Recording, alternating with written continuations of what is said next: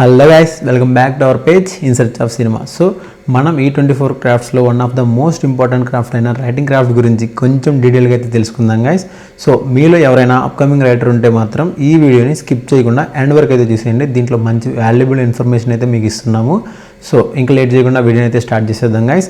So most of the upcoming writers కామన్గా face చేసే common point ఏంటి అంటే మీ మైండ్లో ఉన్న థాట్స్ని పేపర్ మీద రాయలేకపోవటం. సో దీన్ని ఎలా ఓవర్కమ్ చేయాలి అంటే మీ మైండ్లో ఉన్న థాట్స్ని స్టోరీ ఆర్ స్క్రిప్ట్ వైజ్గా రాయాలి అంటే మీరు ముందుగా చేయాల్సింది ఏంటి? సో మీరైతే ఫస్ట్ ఆఫ్ ఆల్ వెళ్ళి ఏమీ ఆలోచించకుండా వెంటనే పెన్ అండ్ పేపర్ తీసేసుకొని కూర్చొని మీ మైండ్లో ఉన్న స్టోరీని 1 or 2 లైన్స్గా రాయడానికి ట్రై చేయండి. సో వన్స్ మీరు మీ స్టోరీని 1 or 2 లైన్స్గా రాసిన తర్వాత ఆ 1 or 2 లైన్స్ని ఒక 1 or 2 పారాగ్రాఫ్స్గా మేజర్ సీన్స్ ఏదైతే ఉంటాయో మీరు అనుకున్న స్టోరీలో మేజర్ సీన్స్ని రాసి 1 or 2 పారాగ్రాఫ్స్గా మీ స్టోరీని అయితే మీరు డెవలప్ చేయాలి గైస్.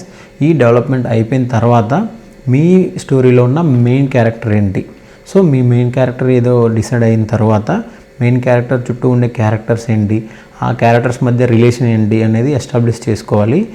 వన్స్ ఇది కంప్లీట్ అయిపోయిన తర్వాత మీరు చేయాల్సింది ఏంటంటే క్యారెక్టర్ డెవలప్మెంట్. ఒక క్యారెక్టర్ ఎలా బిహేవ్ చేస్తుంది, నువ్వు అనుకున్న క్యారెక్టర్ బిహేవియర్ మొత్తం మీరైతే రాసుకోవాల్సి ఉంటుంది. అండ్ వన్స్ మీ క్యారెక్టర్ యొక్క బిహేవియర్ మీకు తెలిసిన తర్వాత కొన్ని సీన్స్ అయితే ఎస్టాబ్లిష్ చేస్తాం కదా.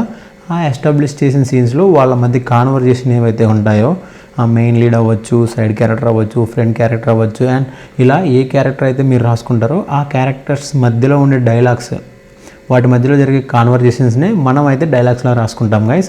వన్స్ ఇది కంప్లీట్ అయిపోయిన తర్వాత మీ స్టోరీ ఎక్కడ స్టార్ట్ అవుతుంది అండ్ మీ స్టోరీలో ఉన్న మెయిన్ క్యారెక్టర్కి వచ్చే ప్రాబ్లం ఏంటి, ఆ ప్రాబ్లమ్ని ఎలా ఫేస్ చేశారు, అండ్ ఫైనల్లీ ఆ ప్రాబ్లమ్ని ఎలా సాల్వ్ చేశారు అని మీరు కనుక పేపర్ మీద రాయగలిగినట్టయితే ఆల్మోస్ట్ మీ స్టోరీని అయితే మీరు కంప్లీట్ చేసినట్టే.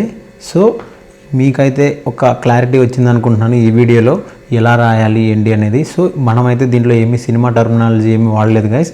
నెక్స్ట్ వీడియోస్లో ప్రాపర్ సినిమా టర్మినాలజీ యూస్ చేసుకుంటూ బేసిక్ రైటర్ ఎలా రాయాలి అండ్ ఇంటర్మీడియట్ రైటర్ ఎలా రాస్తారు అండ్ అడ్వాన్స్డ్ రైటర్కి ఉండాల్సిన క్వాలిటీస్ ఏంటి, సో ఇవన్నీ అయితే మనం అప్కమింగ్ వీడియోస్లో అయితే డిస్కస్ చేద్దాం గైస్.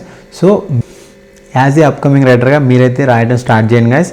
మీకు ఎక్కడైనా డౌట్ వస్తే కింద అయితే ఈమెయిల్ ఐడి ఇస్తున్నాను, సో దానికైతే మెయిల్ చేసేయండి. అండ్ మా టీం వాళ్ళు మిమ్మల్ని అప్రోచ్ అయ్యి మీకున్న డౌట్స్ని క్లారిఫై చేసి మీ ఫస్ట్ స్క్రిప్ట్ రాయటంలో మా వాళ్ళు అయితే మీకు హెల్ప్ చేస్తారు. మా వాళ్ళు హెల్ప్ చేయడానికి రెడీగా ఉన్నారు. అండ్ మీరు రాయడానికి రెడీయా అయితే త్వరగా రాసి మీకున్న డౌట్స్ని మెయిల్కి అయితే పంపించేసేయండి. అండ్ సో నెక్స్ట్ వీడియోస్లో మీకు ఇంకా మంచి ఇన్ఫర్మేషన్ ఇవ్వడానికి అయితే ట్రై చేస్తాం గైస్.